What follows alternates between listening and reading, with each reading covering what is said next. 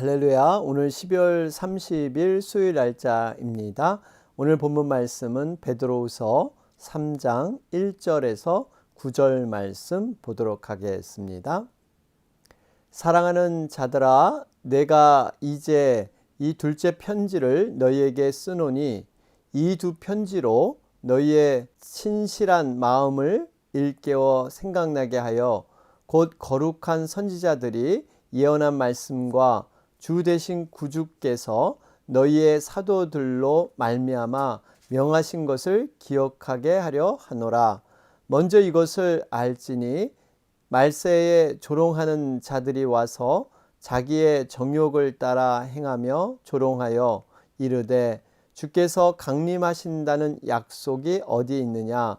조상들이 잔 후로부터 만물이 처음 창조될 때와 같이 그냥 있다 하니 이는 하늘이 옛적부터 있는 것과 땅이 물에서 나와 물로 성립된 것도 하나님의 말씀으로 된 것을 그들이 일부러 잊으려 함이로다. 이로 말미암아 그때의 세상은 물이 넘침으로 멸망하였으되 이제 하늘과 땅은 그 동일한 말씀으로 불사르기 위하여 보호하신 바 되어 경건하지 아니한 사람들의 심판과 멸망의 날까지 보존하여 두신 것이니라.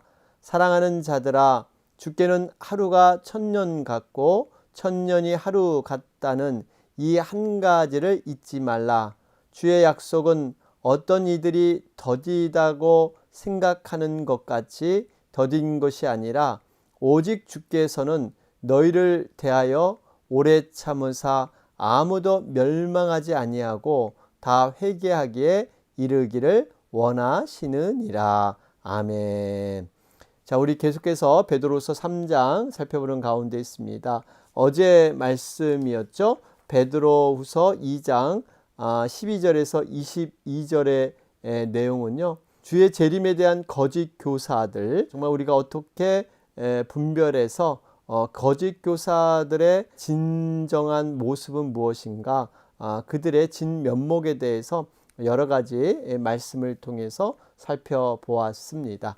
자, 그러면서 오늘은 우리가 재림에 대한 말씀을 듣게 됩니다. 여러분, 이 재림신앙, 종말신앙은요, 우리 기독교에서 너무나 중요합니다. 예수님께서 많은 비유로 이 재림에 대한 말씀을 해주셨기 때문에 성경에서 사실 이 재림을 제대로 이해하고 우리는 이 땅 가운데 거룩한 신부로 준비하는 그러한 모습이 돼야 하는 것입니다. 자, 그러면서 오늘 1절 말씀을 보면요, 베드로는 우리에게 권면하기를 이 두 편지로 너희의 신실한 마음을 일깨워 생각나게 하여, 그래요. 여러분, 지금 편지를 통해서 다시 한번 깨우쳐 주고 싶은 마음은 여기에 본 신실한 마음을 일깨워 준다, 이런 얘기를 하고 있습니다. 사실 베드로 입장에서는 자신의 죽음이 점점 가까워 오고 있죠. 성도들을 더 이상 볼 수 없는 이러한 안타까움의 마음 속에서 그동안 신앙에 관한 기억들, 너희들이 이미 배우고 익힌 그러한 믿음의 아름다운 그러한 추억들을 다시 한번 마음 가운데 새기라고 부탁을 하고 있습니다. 여기에 특별히 신실한 마음은요, 깨끗한 마음과 깨끗한 생각을 의미하고 있습니다. 여러분, 우리가 이 마음 가는 대로 살아서는 안 됩니다. 마음을 가꿔야 합니다. 우리가 외모를 가꾸듯이 여러분, 마음을 늘 가꿔야 돼요. 마음이 가는 대로 사는 것은요, 결국 육의 본능에 따라서 자기의 욕망과 욕심에 따라서 타락할 수밖에 없는 것이 마음이 가는 대로 사는 것이죠. 그렇기 때문에 우리가 다시 한번 마음을 닦아내야 하는데, 우리가 온전한 믿음으로 살고 싶어도 세상의 풍조와 이단의 유혹들, 인본주의적인 이러한 분위기 속에서는 여러분, 이 마음을 간수할 수가 없습니다. 그렇기 때문에 하나님의 말씀과 성령의 그 의지함을 통해서 날마다 이 마음이 닦여지지 않으면요, 이 마음이 화인 맞은 양심처럼 이렇게 굳어져 버립니다. 문둥병자처럼 아무런 감각이 없는 것. 여러분, 신앙생활 하는 가운데 가장 우리가 경계해야 될 것이 우리가 어떤 행위나 하는 그러한 모습은 그대로인데 우리의 마음이 예전과 같이 않아집니다. 자꾸 습관화되고 형식화되고 굳어져 버리고 더군다나 아무 감동이나 감흥이 없어집니다. 이것은 마치 잠자는 것과 같습니다. 여러분, 사단의 큰 전략이 바로 이거예요. 우리를 배교하게 한다든지 믿음에서 떠나게 하는 것이 아니라, 그래, 너가 하는 것은 그대로 하되 그러나 하나님의 은혜, 하나님의 관계가 얕아지고 더 이렇게 멀어지게 만드는 것. 여러분, 이것이 결국에는 우리를 조금씩 죽여가는 영적인 그러한 함정에 빠져들 수밖에 없습니다. 그렇기 때문에 우리가 다시 한번 이 마음을 보살피면서 하나님 앞에 우리가 진정한 마음으로 나갈 수 있도록 여러분 늘 준비해야 하는 겁니다. 자, 그러한 마음들을 일깨워 생각나게 할 뿐만 아니라 이러한 마음들을 어떻게 붙잡을 것인가, 2절의 방법이 있죠. 바로 선지자들이 예언한 말씀과 주 되신 구주께서 너희의 사도들로 말미암아 명하신 것을 기억하게 하려 하노라. 그렇죠? 여러분, 신실한 마음을 일깨우려면요, 하나님의 말씀으로 돌아가야 합니다. 2절에 특별히 선지자들이 예언한 말씀은 구약을 의미하고 있고요. 주 되신 구주께서 너희의 사도들로 말미암아 명하신 것, 사도들로 말미암아 명하신 것이 신약이죠. 그러니까 구약과 신약, 하나님의 성경의 말씀, 이 진리의 말씀을 통해서 우리에게 생명이 주어지기 때문에 여러분, 이것을 유지하고 생명을 계속해서 자라기 위해서는 말씀으로 돌아가야 합니다. 여러분, 우리에게도 영적인 생명이 있죠. 육의 생명이 있듯이 이 영혼의 생명을 우리는 계속해서 유지하고 성장시키기 위해선 하나님의 영혼의 말씀, 이 말씀을 먹어야 할 줄로 믿습니다. 호세아 선지자는 얘기했습니다. 이 백성이 지식이 없어 망하는 도다.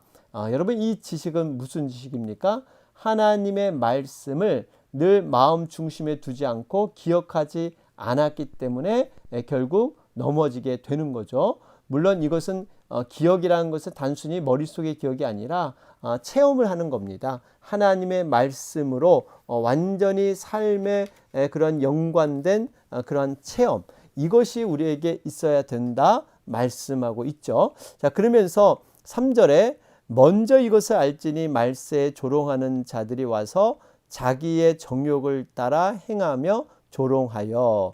여기 먼저라는 것은 무엇보다도 이런 뜻이에요. 무엇보다. 그러니까 지금 신실한 마음을 갖고 하나님의 말씀으로 살려고 하지만 반드시 이러한 종말 때 이러한 현상들이 있다는 거예요. 무엇보다도 무엇입니까? 조롱하는 자들이 있다는 겁니다. 우리가 온전히 신앙생활을 하려고 그러면요, 마지막 때는 여러 그 세상 사람들이 믿음을 비웃고 조롱할 것입니다.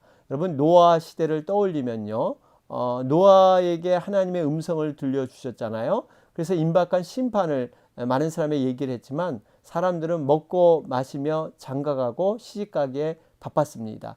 그러면서 노아가 120년 동안 노아 방주를 지을 때 얼마나 웃음과 조롱으로 비난을 했습니까? 묵묵히 노아는 그 일을 감당하게 되죠. 바로 이러한 것이 말세 종말에 분명히 나타난다는 것입니다. 그래서 우리가 정말 하나님 앞에 온전한 믿음 생활을 하는데 믿음 생활 그 자체 때문에 우리가 조롱받고 비웃음을 받는다면 우리는 제대로 믿음 생활을 하고 있는 것입니다. 여러분, 분명히 우리가 믿음을 갖고 설 때 우리 주인 되신 예수님도 분명히 핍박이 있었는데 종되는 우리들도 당연히 핍박이 있다고 말씀하셨습니다. 그래서 세상 마지막에 가까웠구나. 우리가 믿음의 이런 방해를 받을수록 세상의 종말이 가까웠다. 이것을 우리는 생각하면 됩니다. 그러면서 여기 조롱하는 이유가요, 자기의 정욕을 따라 그래요. 자기의 정욕을 따라.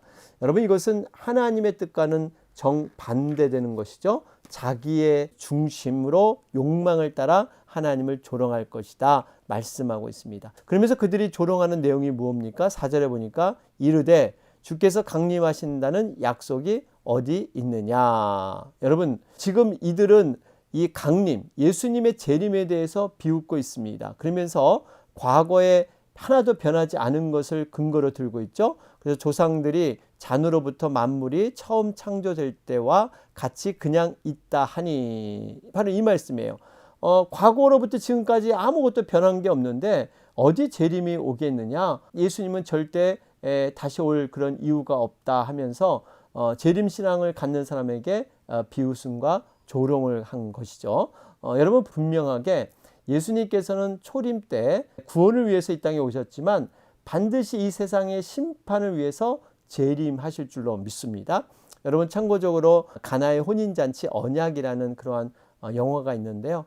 굉장히 그 재림에 대한 확신을 갖는데 아주 좋은 영화입니다. 갈릴리의 결혼 문화, 이것이 재림과 아주 직접적인 관련이 있죠. 이제 몇 가지 말씀을 좀 드려보면요. 예수님께서 부활 승천하실 때 너희들 걱정하지 마라. 내가 하늘에 처소를 예배하러 간다. 그러죠.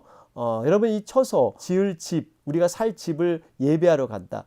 여러분, 그 당시 갈릴리 문화에서 결혼 문화를 보면요. 신랑의 아버지 집에서 신부가 함께 지내게 되어 있습니다. 그러니까 신혼집을 이 아버지 집에 이렇게 증축을 한다든지 이렇게 방을 만들어서 이렇게 지내게 되어 있어요. 그래서 여러분, 이 신랑이 반드시 신부가 살 수 있는 집을 준비합니다. 바로 우리의 신랑 되신 우리 주님께서 그러한 집을 천국 가운데 준비하는 줄로 믿습니다. 그러면서 여러분, 아버지만 그 때를 아신다 그러죠. 여러분, 종말의 때, 사람들은 이 때와 시기에 관심이 많은데 사실은 우리가 어떻게 준비해야 되느냐, 나의 그런 믿음의 준비가 더 중요한데 이 때와 시기에 관심 많습니다. 이단이 그렇죠. 여러분, 그런데요, 아버지만이 그때를 아신다는 것은요, 이 신랑이 내 신부를 데려오게 되는데 여러분, 이 신랑조차도 모릅니다. 이 아버지가 어떠한 그 신부를 맞이할 그 집이 다 준비가 되고 어떤 가재 도구가 어느 정도 준비되고 이럴 때 아버지가 내 아들에게 말을 하죠. 신부를 데려오라. 그럴 때 비로소 신랑이 신부를 집으로 데려옵니다. 이 데려올 때 가마에 태워서 데려온다 그러죠. 여러분, 가마는 이 발을 딛지 않기 때문에 휴거, 공중을 통해서 이렇게 오게 되는데 중요한 것은 7일 동안 이제 혼인장치의 축제가 벌어지는데요. 그 들어가서 많은 사람들이 나팔을 불어서 깨워서 동네 사람들이 밤중에 이렇게 신랑 집으로 몰려오는데요. 깨어나지 못한 사람들, 그리고 신랑과 함께 신랑 집에 들어가지 못한 사람들은요, 영영이 들어오지 못하는 거죠. 여러분, 딱 들어가게 되면 문이 닫히게 됩니다. 뒤늦게 온 사람들은요, 아무리 노크를 하고 소리 질러도 문을 열어주지 않습니다. 이게 바로 갈릴리 결혼 전통이에요. 여러분, 이 의미를 보면 정확하게 어떻게 재림이 이루어지고 재림 때 어떤 일들이 일어나는가를 결혼 제도를 통해서 예수님께서는 다 구체적으로 말씀을 해 주셨습니다. 그렇기 때문에 여러분, 중요한 것은 우리 재림은 반드시 있다는 사실이에요. 이 코로나 사태를 통해서도 우리가 경험해 봤지만 인간이 정말 앞의 일을 한치도 알지 못합니다. 분명한 것은 하나님의 말씀, 하나님의 언약을 통해서 이 세상은 움직이고 주관되는 줄로 믿습니다. 자, 그런 가운데 5절 말씀을 보면 하나님의 역사는 지금도 계속되고 있다는 사실입니다. 5절에 보면 이는 하늘이 옛적부터 있는 것과 땅이 물에서 나와 물로 성립된 것도 하나님의 말씀으로 된 것을 그들이 일부러 잊으려 함이로다. 여러분, 예수님의 재림에 대한 약속을 의심하고 거부하는 자들은 뭐라고 주장을 하냐면요, 만물이 태초부터 지금까지 움직이지 않고 그대로 있다. 그러면서 약속이 불가능한 것이다. 이렇게 주장을 하죠. 여러분, 또 하나는 하나님이 세상을 지으셨지만 더 이상 역사할 수 없다. 세상을 지었지만 지금은 세상을 주관하시는 분은 아니시다. 뭐 이렇게 주장을 해요. 그래서 마치 태엽은 감아놓고도 그 시기가 돌아가는 것을 지켜볼 뿐이지 더 이상 태엽을 조종할 수 있는 분이 하나님이 아니시다. 뭐 이렇게 그들은 주장을 하는데요. 이것은 분명히 잘못된 생각입니다. 하나님께서는 창조주일 뿐만 아니라 지금도 살아계셔서 이 역사를 움직이시고 주관하시는 그러한 하나님인 줄로 믿습니다. 여러분, 분명한 진리는요, 하나님께서도 지금도 이 세상을 간섭하시고 주장하신다는 사실입니다. 세상과 우주가 기계적인 원리에 돌아가는 게 아니라 유기적인 원리, 아주 그 생명과 연관된 주고받는 상호작용에 의해서 이 세상이 지금 하나님의 섭리와 간섭 가운데 움직이고 있다 하는 것을 볼 수가 있습니다. 자, 그러면서 이제 그러한 설명을 쭉 6절 이하에 해주고 있습니다. 6절에 보면 이로 말미암아 그때 세상은 물이 넘침으로 멸망하였으되, 여러분 보세요. 이로 말미암아, 그런데 사실은 이건 복수예요. 이들로 말미암아 이렇게 번역해 맞습니다. 이것은 하나님의 말씀과 물을 가리킵니다. 그러니까 하나님께서는 말씀과 물을 수단으로 해서 세상을 심판하셨고 그 심판대로 그대로 이루셨습니다. 결국 5절의 말씀을 지금 다시 한번 세상은 결코 변하지 않는다는 주장했던 사람들, 그런 사람들에 대해서 하나님에 의해서 창조가 됐고 노아 때 홍수 멸망의 심판을 봐서 분명히 이러한 일들을 세상에 간섭하셔서 심판하셨듯이 반드시 우리 주님께서는 약속대로 그대로 오셔서 이 세상을 심판하실 것이다. 바로 홍수 심판을 떠올리면서 말씀하고 있는 것입니다. 자, 그러면서 7절 말씀을 보면 이제 하늘과 땅은 그 동일한 말씀으로 불사르기 위하여 보호하신 바 되어, 여러분 분명히 하나님께서 이제 다시는 물로 심판하지 않겠다 말씀하셨죠. 그래서 이제는 불사르기 위해서 불의 심판으로 마지막 때 심판하신다 말씀하고 있습니다. 여러분, 하나님께서는 말씀으로 이 세상을 창조하신 분 되시고 또 말씀으로도 충분히 이 세상을 멸망시킬 수 있는 그러한 분이 하나님이세요. 왜냐하면 이 세상의 창조주이시고 이 세상을 주관하시는 주인이 되시기 때문에 하나님은 능히 세상을 만들기도 하지만 세상을 심판할 수 있는 분명한 권한을 갖고 계시다 하는 것을 볼 수가 있습니다. 그러면서 하나님께서는 역사 가운데 살아서 일하고 계십니다. 믿는 자와 함께 그렇게 동행하고 계시다는 사실이에요. 태초에 천지를 창조하시고 노아 시대 홍수 심판, 이 마지막 때도 이런 일들이 그대로 재림을 통해서 일어날 것이다 하는 것을 예수님은 수없이 많은 복음서에 말씀하셨고 또 직접 약속을 하셨습니다. 하나님께서는 단지 심판할 때가 물을 익을 때까지 잠시 기다리는 것 뿐입니다. 거짓 선생들은 이 하나님의 말씀에 근거한 것이 아니라 자신들의 유익을 위해서 자신들의 이런 죄성을 더 보장받기 위해서 이렇게 근거 없는 것을 가지고 그들은 주장을 하는 것이죠. 자, 그러면서 이제는 주의 재림의 때가 이렇게 늦게 되니까 사람들이 그 재림에 대해서 확신이 흐려지고 시대가 이제는 일어나지 않겠다 하는 이러한 불신앙적인 요소에 대해서 다시 한번 언급하면서 분명히 재림은 올 것이다 말씀하고 있죠. 마태복음 24장 34절에 보면 이 세대가 지나가기 전에 이 일이 다 이루리라. 여러분, 이 말씀을 이 초대교인들은 간절히 붙들었습니다. 그래서 당대에 재림이 일어날 것이다. 그리고 땅끝까지 복음을 전파하면 지상명령이 끝나면 이제는 재림을 하실 것이다 말씀했기 때문에 이것을 그들은 믿고 있었습니다. 그런데 그들이 잘못된 것은요, 이 하나님의 때에 대해서 자신들의 생각을 거기에 적용해서 자신들의 시간을 가지고 얘기를 했죠. 그러나 하나님의 시간은 분명히 사람의 시간과는 다르다는 겁니다. 8절 말씀에 나와 있지만 하루가 천년 같고 천년이 하루 같다. 여러분, 이것이 하나님의 시간인 줄로 믿습니다. 그러니까 여러분, 이 때는요, 인간이 가늠할 수 있는 때, 인간의 시간으로 이 재림이 있고 없고를 얘기하는 게 아닙니다. 하나님의 시간, 하나님의 분명한 때에 반드시 재림은 있다 하는 것을 볼 수가 있습니다. 그러면서 베드로는 세 가지 사실을 들어 그 근거를 설명하고 있죠. 첫 번째가 바로 이 8절 말씀처럼 하나님은 인간 시간의 개념을 초월해서 계시는 분이기 때문에 인간의 시간 개념을 가지고 그리스도의 재림이 지체된다. 이렇게 생각해서는 안 된다. 이 8절에 얘기하고 있고요.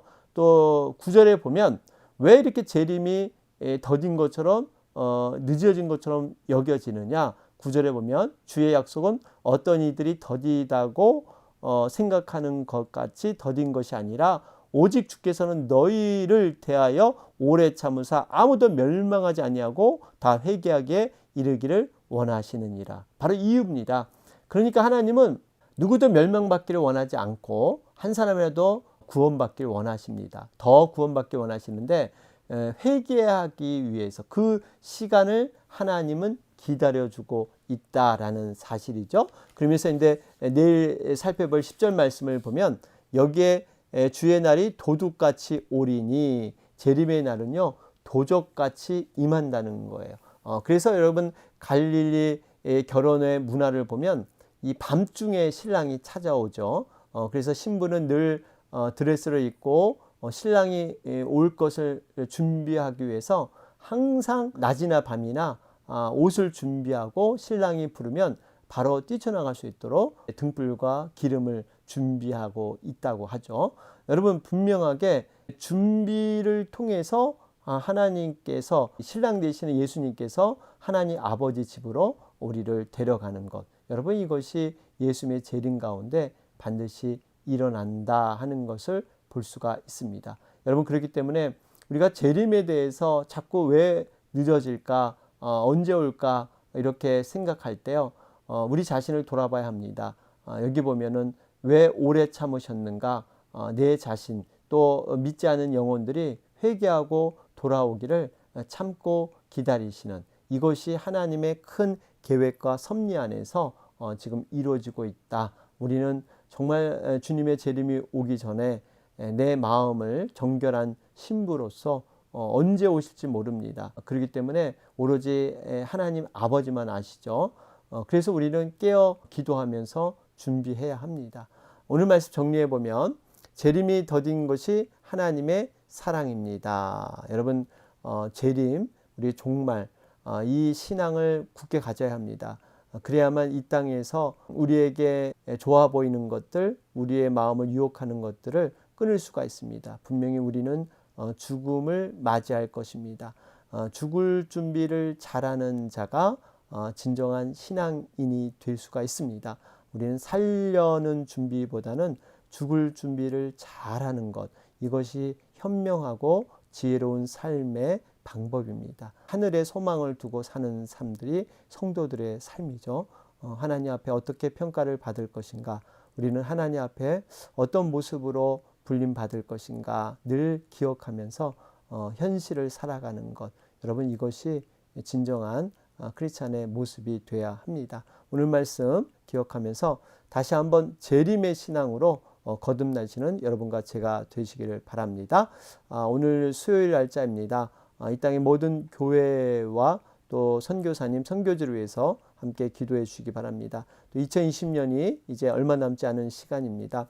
정말 2020년 하나님 은혜 안에서 잘 매듭 짓기를 잘 할 수 있도록, 그래서 우리가 정리할 건 정리하고 이제는 새 술은 새 부대에 담아야 합니다. 새 부대를 정결하게 준비하셔서 하나님이 주시는 은혜들을 잘 담아낼 수 있도록 우리가 새 부대를 준비하시길 바랍니다. 오늘 우리 계속해서 다니엘 40일 작전 기도회를 위해서 계속 기도해 주시고 코로나 사태 회복을 위해서 계속해서 기도해 주시기 바랍니다. 다 같이 기도드리겠습니다.